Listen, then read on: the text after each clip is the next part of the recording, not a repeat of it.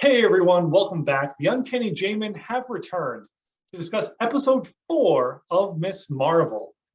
Warning, there will be spoilers, of course, of Miss Marvel up to and through episode 4. You have been warned. All right, so let's jump right in. What would you, I'll kick it out to you. What would you like to start with?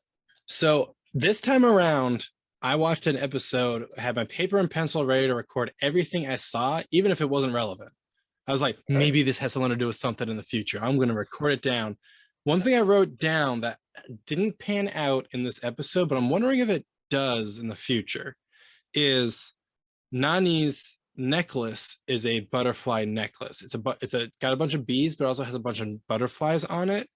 And so I thought, every time I think butterfly, I mean, granted, we see butterflies in a lot of things. There's transformation. We see that in the family a lot, with the bangle especially.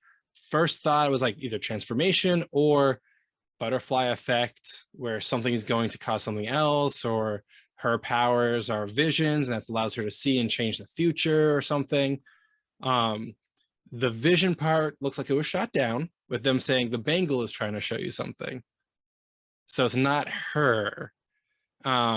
But the like transformation side of it, kind of still hinting that it's in humans without being in humans.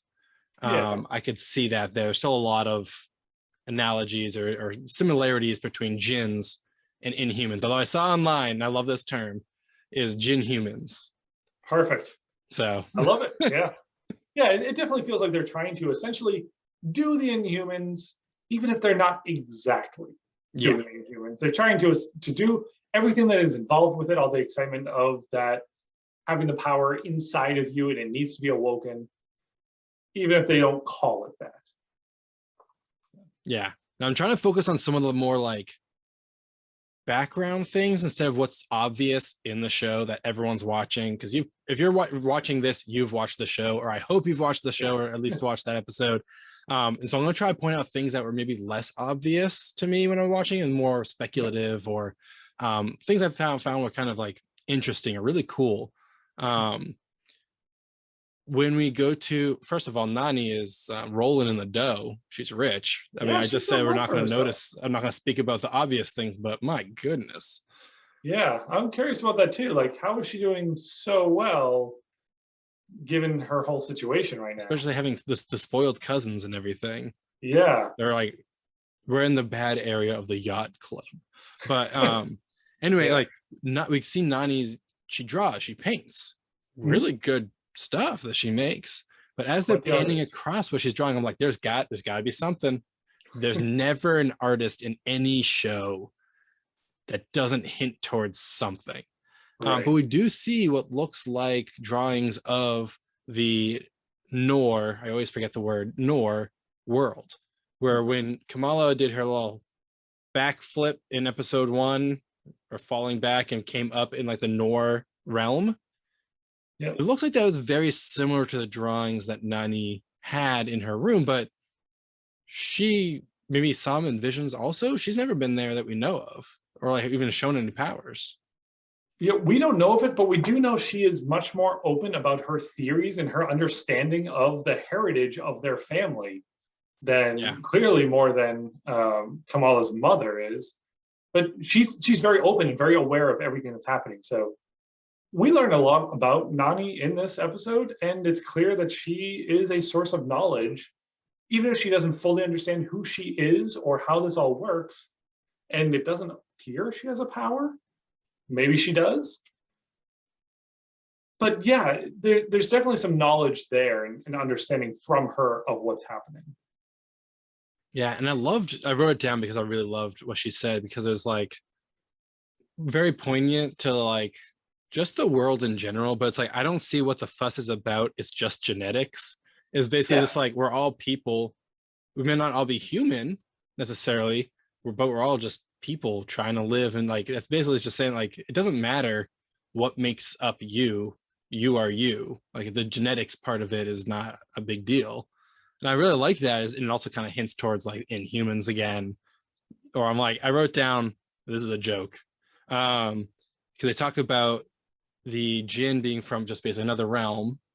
Mhm. And I was like, okay, are Inhumans, the way they're doing Inhumans is from another realm. Whenever you speak genetics, I'm always going to jump to mutants. Is that how they're going to introduce mutants? Is they're just from another realm? I hope not. I hope it's bigger than that. Yeah. But I wrote that down and wrote afterwards, haha. Because I was like, is it mutants? Yeah. But yeah, I really like, there's every episode, someone drops a pearl of wisdom. Hmm. There's so many good things in here that they say that are like really like, yeah, I love it. Yeah. So I do have to say, Nani's whole idea of what's the big deal? It's just genetics. That is one area that I wonder if she actually understands Kamala's situation. Kamala never showed her any powers. She never used them in front of her. So I wonder if Nani realizes that Kamala can like control the Nord energy, or however they're phrasing this, can essentially control light sources. Yeah. Like, does she know that she has a superpower now? Because that would be a big deal, in my opinion, however you slice it. One thing, speaking of the powers, they give us this little tidbit, but they kind of go over it real fast. When she's with the Red Daggers, which I have to get used to that because in the comics it's just there's a single person, Red Dagger. This is like a whole organization going on here. But they say specifically that it seems like she has her powers because she's part human, part Jinn. So she has a foot in both worlds. Therefore, she can kind of control that curtain of Nor energy, light thing. So it makes it seem like when the bangle was put on any of the normal Jinn, even though their eyes will glow purple, just like her grandmother did, or great grandmother, that they don't actually have powers when that happens. Yeah. But we might still see that. Like, we don't know. Maybe they do, maybe they don't, or maybe really Kamala is special. Yeah. Yeah, it really can be. And one thing I kind of wondered looking back at the end of episode 3 was the leader of the Jinn, the leader of the clandestines, when she grabbed onto Kamala's bangle and the train comes up, her eyes glowed a little bit. Yeah. And so I was like, oh no, did she just gain a power? But yeah, it doesn't seem like she gained a power. So it could be just this is completely Kamala. So yeah. But that begs the question, is Kamran fully Jinn? Is he half Jinn, half human? And could he have powers? Yeah. I actually don't know if he's going to be in any of the rest of the episodes. They basically just left him in the dust. And that was the one scene that felt a little weird. It felt off to me. Was his mother was very protective of him and like getting really upset at the guards whenever they were pestering him. And it seemed like she was fighting them for his sake. And then as soon as they defeated the guards and they're ready to make their escape, it was, nope, you're staying here. We're leaving you behind. Yeah, you are kind of the reason we just managed to escape. And I'm really upset at them for attacking you. They're clearly going to keep attacking you if you stay here. But you've made your choice and you're staying behind. Like, I hope that more comes out of these villains in the next 2 episodes is like being bigger threat, not necessarily bigger threat, because I mean it's basically saying world-ending threat right now. But I don't know, they're not striking the chord that the rest of the show is for me. I think the rest of the show, cultural storytelling, family, the acting, like the life side of it, awesome. The Kamala power side of it, awesome. I'm not like the biggest fan of these villains so far. Yeah, they just seem to flip-flop in where their loyalties lie, where their priorities lie from moment to moment. They just seem to just change very quickly for seemingly no reason. And it might be that they've just been around so long that that's just part of their personality now, is they just don't have any patience for things. And they change their mind, fast. And it could be that she wanted to leave him behind because she knew he'd get in the way, but she intends to come back for him once she has completed her objective. It could be something like that. Yeah. Just felt very sudden. Yeah, it's interesting. We'll see if Cameron comes back into the show at all. He could show up, or they might just be like, We're gonna move on from him. And that was it. Yeah. But let's talk about, oh, no, I'm forgetting his name now. Because I was just writing his name down as Red Dagger the whole time. Like the younger Red Dagger that Kamala goes and has a campsite hangout with him and his hippie friends. It's very teen, which I definitely see in this show a little bit of like another boy. Yeah. Like the first one turned out to be kind of a bad guy, kind of not a bad guy. Here's another person who's kind of giving the exact same vibe, but now you're trusting him and you're digging him now. It's like, I don't know what's gonna happen. Bruno's getting competition from every which way at this point. Yeah. Poor Bruno. Yeah. And then speaking of Bruno and friends back home, they show the fact that Nakia is not responding. Yes. She's ghosting. She's upset. She is. Yeah.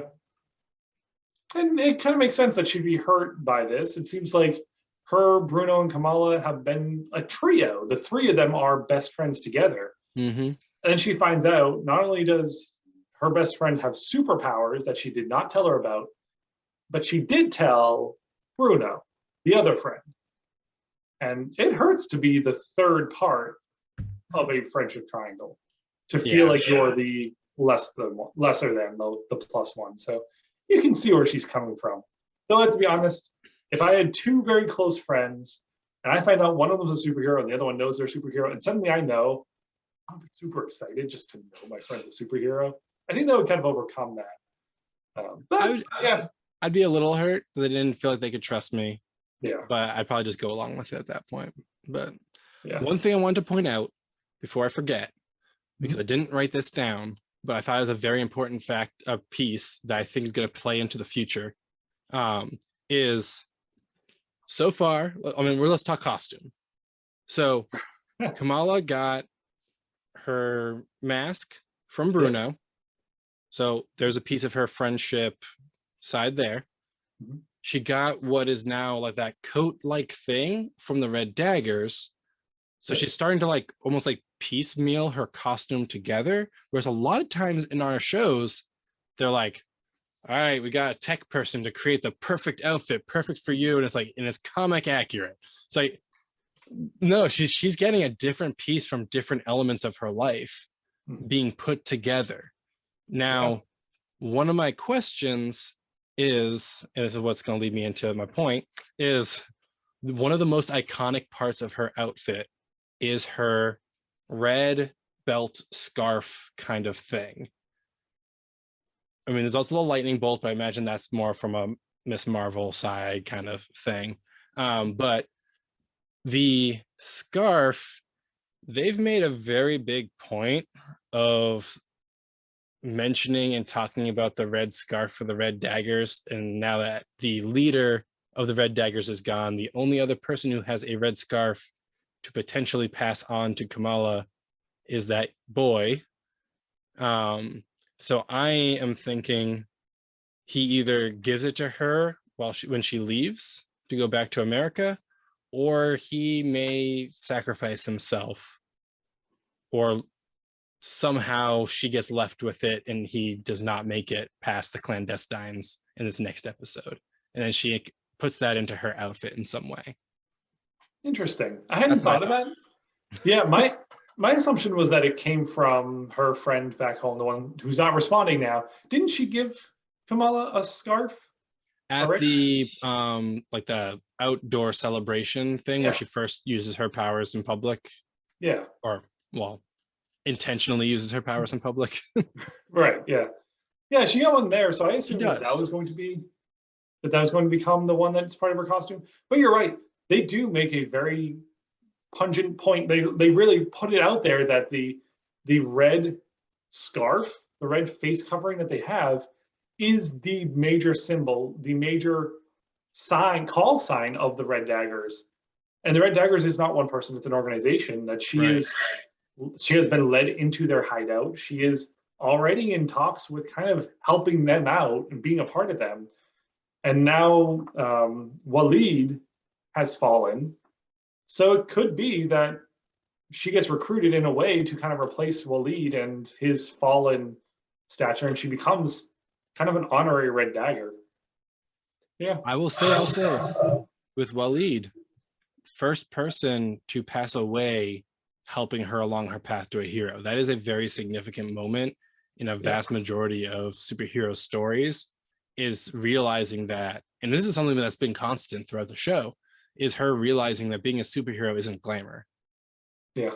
It's rough, it's tough, it's messing with family, it's messing with friends, it's you get injured, like you have to lie, people will die along the way, you have to make those hard choices and everything. And so like they rushed through it a little bit, but you can tell they're rushing the story because they kind of had to. They couldn't spend the time because they're still being chased. But the way Kamala reacts is like more of like a disbelief that that's actually what happened. She's like, no, like we gotta help him. He's like, it's too late, he's gone. She's like, wait, no, like that's not happening. Like that's like, but they have to rush out. And so like it seems like they passed over it, but in reality, it's like they went quickly because they had to. And I feel like they're going to approach it with her realizing just what it means to be a hero. Yeah, it's just too bad that Marvel couldn't have included that as soon as Waleed fell right in front of her, he lifts his head and says, with great power comes great responsibility. I'm just kidding. There was a line, the famous one line as they are passing on. Yeah. There was a line similar to that in some ways in this. It wasn't quite that, but actually talking about that chase scene, one thing I kind of chuckled at. So there was a point where Kamala is like, when she's being called a tourist by the person or saying about it being an American, and she's like, how do you know I'm not Canadian?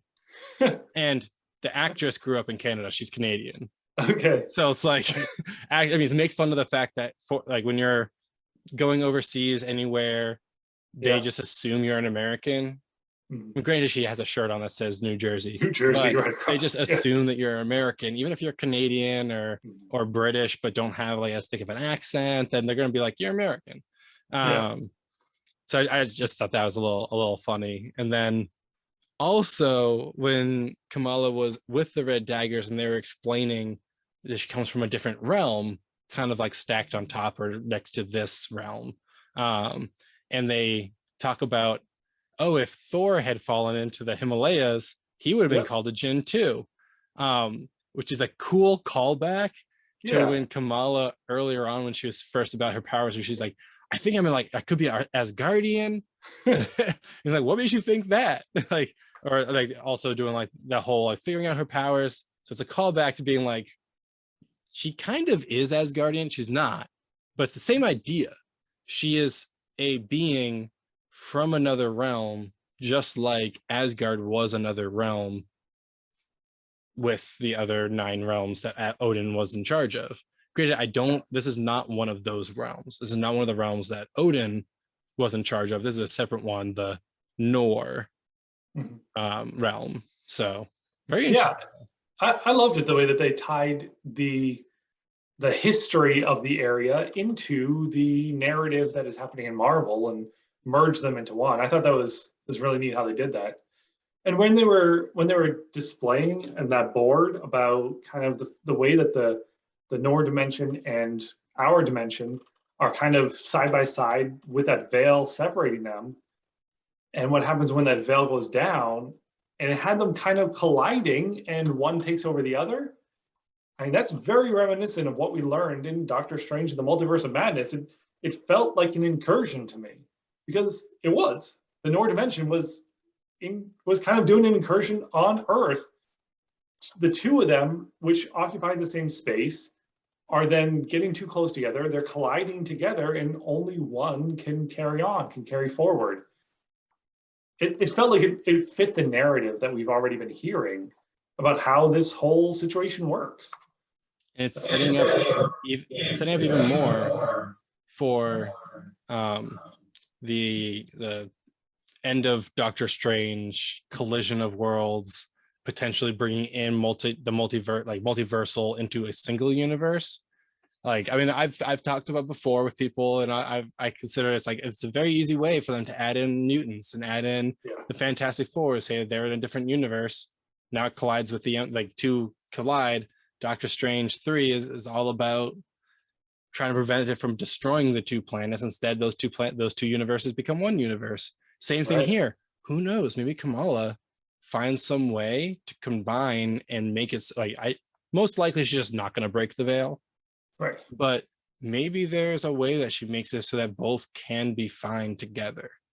But more than likely, I feel like either the Jinn are going to be banished back, they're going to be unbanished, because they were banished to Earth, is what the story was. They might be unbanished or sent back through the veil, or one of them has now been killed off as well. So, the one who got hit with daggers. Yep, Waleed took out one of them to clear the path that he then took out. And then in that fight scene just before Kamala got sent back in time, you see the younger Red Dagger takes out another one. That's right. So, yeah, so we do know that they can die. And, yes, that's 2 of the 5 down. Yeah. Yeah. So, I mean, we know they're not going to stay here. We know, I don't think they're going to go back to the Nor Dimension, because what's going to keep them from then getting sent right back here again? I don't feel like that's a safe place to allow them to go. So, what's interesting also is it makes it so, because the clandestine were banished to Earth, that implies that whoever the ruling body in the Nor realm has the ability to banish people through the veil. Yes.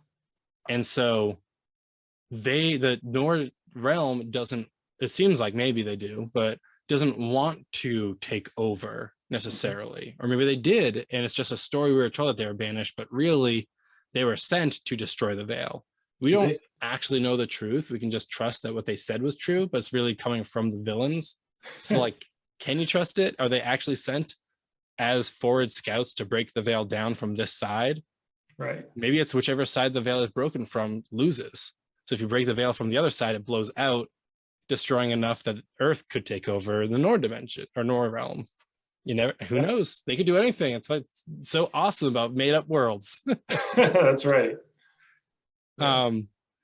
So that we don't run out of time and we talk about this, let's talk about this potential time travel. Is it time travel? Is it living through a memory?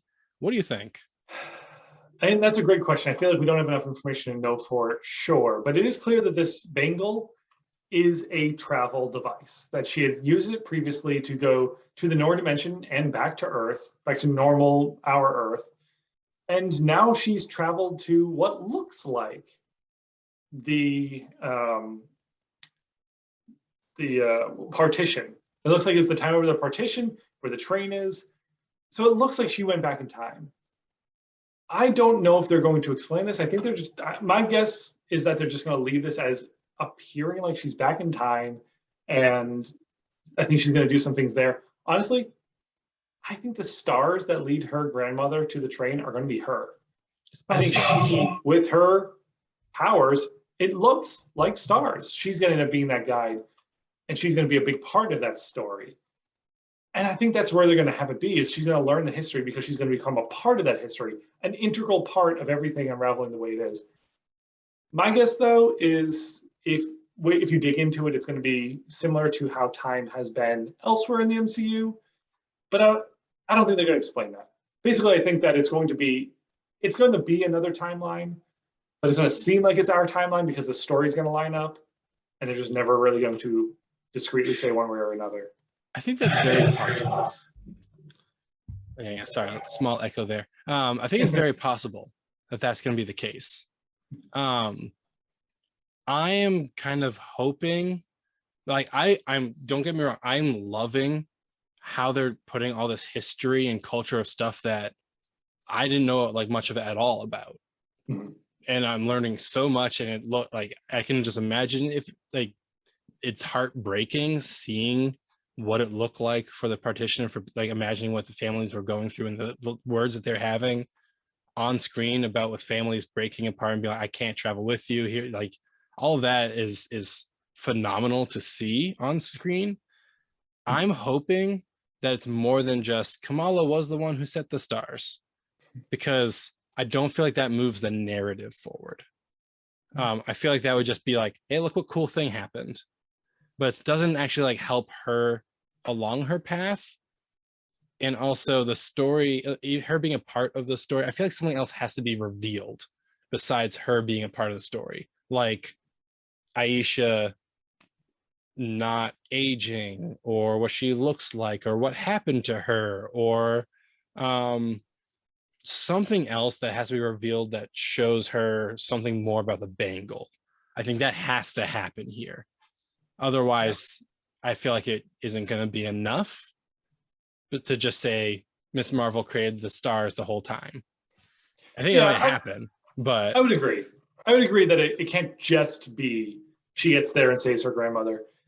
And I definitely think, I mean, the big question that we still don't know for that time period, the biggest question I feel like is what happened to her great grandmother. And this is a prime opportunity for her to figure that out, to find that answer. So yeah, I'd be shocked if that didn't come up at this point. I think it'll also be that she saves the grandmother. But yeah, I think there's going to be a couple of things that are going to be revealed in her little trip back in time. So. Yeah. It's also the last time that bangle was used, apparently, was that day. Nani tells her the last time this bangle was used, it saved my life. So we know that, at least according to Nani, that bangle has not been used since the partition.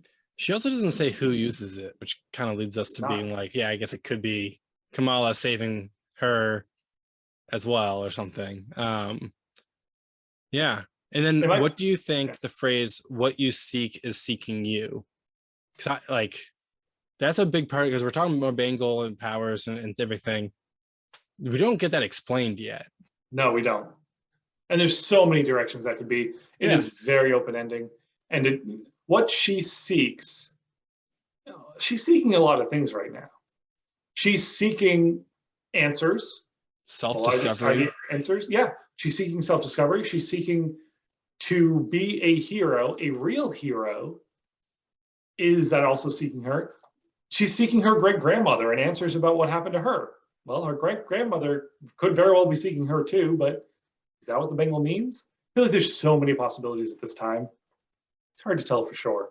It's like that big phrase, like greatness isn't like, or greatness is thrust upon you, you do not get it, or whatever that one is, where it's like she wants to be a hero, but being a hero isn't something you do, it's something that happens to you in a way, where it's like everyone's hero story isn't like, I'm going to be a hero, let me go be a hero.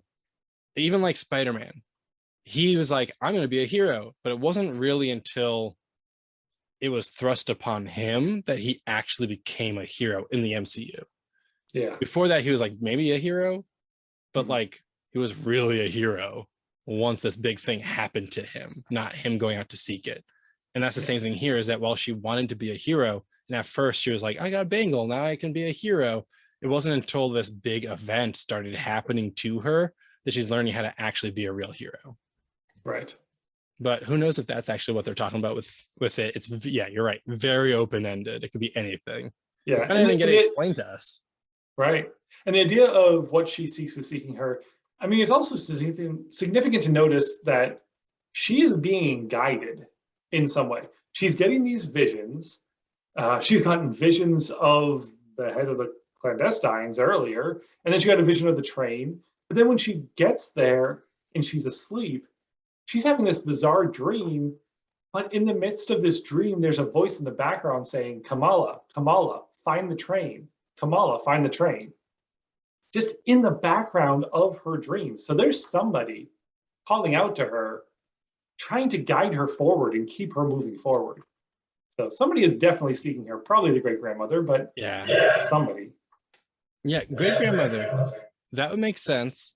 But one thing I want to point out, last episode, finding the bangle, they did say he told us that there's two, meaning whoever led them towards the bangle is some guy somewhere. Yeah. Whether that comes up again, or is it the Mandarin because they're at a 10 rings thing, and that was it. They're just like, he was just like, yeah, go here. There's two of them, but only one was there. Maybe that doesn't matter. It's just some phrase that they put in just to move the plot along. But it does beg the question: is like, is there someone pulling the strings? Is it Aisha, the great grandmother? Is it someone else that we won't find until the very end? And we'll first get through the clandestines on Aisha, then get introduced to this for future Miss Marvel stuff, or whatever's going to happen in the Marvels. Are we leading towards a bigger bad for that as well? Are we going to see, is this Kang? Is this whole thing just Kang because he loves to mess with time? And this is what he's doing. There's some time travel. That's very Kang. There's leading people down a specific path to these, like, this is all very Kang things. I'm not saying Kang confirmed or Mephisto confirmed or anything like that. But you never know. You never know. Yeah, still some questions open. I don't think he's going to be the big bad in this series, but in credit scene, the hints later on, there's a lot of possibilities there. The voice in the dream definitely did sound female, so that I don't think is Kang. But does he have a role? Guess we'll find out. Still 2 episodes left to answer a lot of these questions. Yes, so we're 2/3 of the way through. 2 more episodes. I feel like a lot's going to happen. Yeah. So let's wrap up. Is there anything last things that you wanted to talk about before we talk about our overall impressions? The only other thing that has been on my mind is the idea that she has these cousins, she has these aunties, she has all these relatives. Are they all Jinn as well?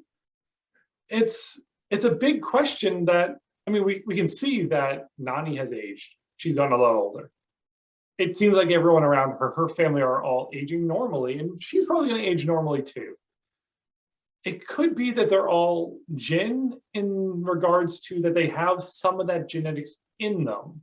But then what makes Kamala different? And it could just be that it's manifesting differently in her and giving her a power when it didn't do that for them.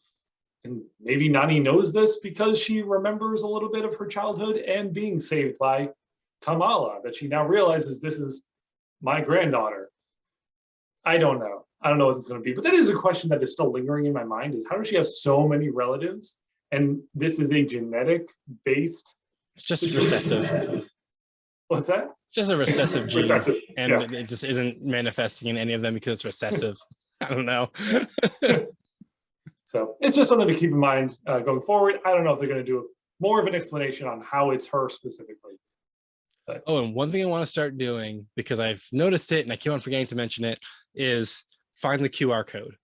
There's a QR code in every episode, and they have been doing it all of Moon Knight. Every episode has a QR code.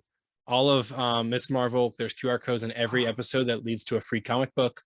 I did find it this time.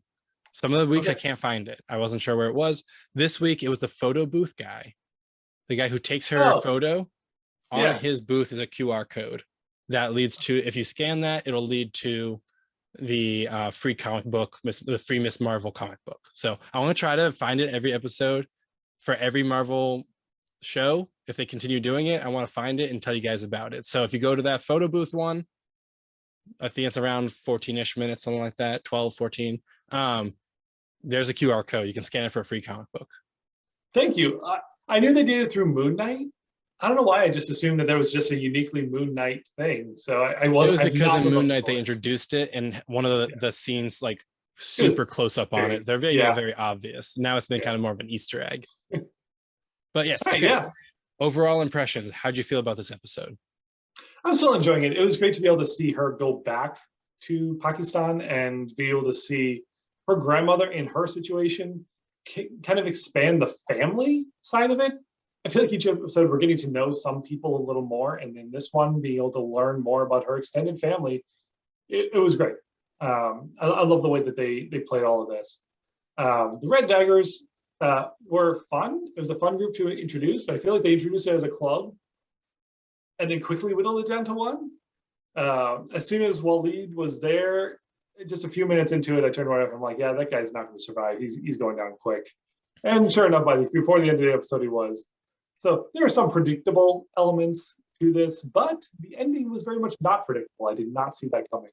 So it's still got me at the end. I'm just loving the show overall. Iman Vellani is a phenomenal actress. I don't know how she managed to become such an amazing actress so quickly, but I think she's just doing an amazing job. So loving the show. What do you think? Yeah, this episode, I'm usually episodes that have more action for the sake of action are not always my favorite.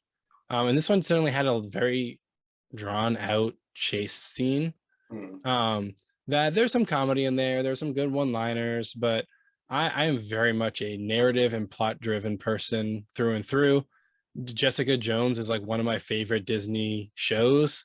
There's not a lot of action in it. It's all narrative, and I love it. Like it's probably one of my top 2-3 of their shows ever. And so it made the episode feel really fast because there was half of it was a chase scene. The Red Daggers, I feel like wasn't necessary to be the Red Daggers and could have literally just been Red Dagger and would have it be a single person, and him just explain that he learned how to be a Red Dagger because he's been chasing the Jinn and he could sense the Jinn. He can sense Nor energy on people. Like that could have been enough to have all that exposition they provide. But I feel like they changed clandestine, so they had to change Red Daggers a little bit too or something. So I mean, overall, probably my least favorite of the episodes this season. The cliffhanger was really good. Maybe I had to think about a lot, but I feel like it was probably the weakest for me so far, even though I love Nani and I love that they keep on making Kamala's mother develop even further. It's like she's like the second main character at this point. Yeah. So I still love it. Don't get me wrong. I'm loving it, but this is probably on the bottom side for me for episodes. But I think it's leading into the final 2, which are usually the biggest, most exciting episodes every time. Yeah. All right. Great. Well, that is it for our review and talk about episode 4 of Miss Marvel. We are back every week to discuss, and we have theory videos coming out every Monday. So make sure that you like, subscribe, hit that bell icon to make sure you get notifications of our future videos coming out. And until next week, please, if you have any theories, thoughts, things that we missed, throw it in the comments. We will be happily discussing those with you there. Maybe you'll trigger something we talk about next week as well. Thanks for watching.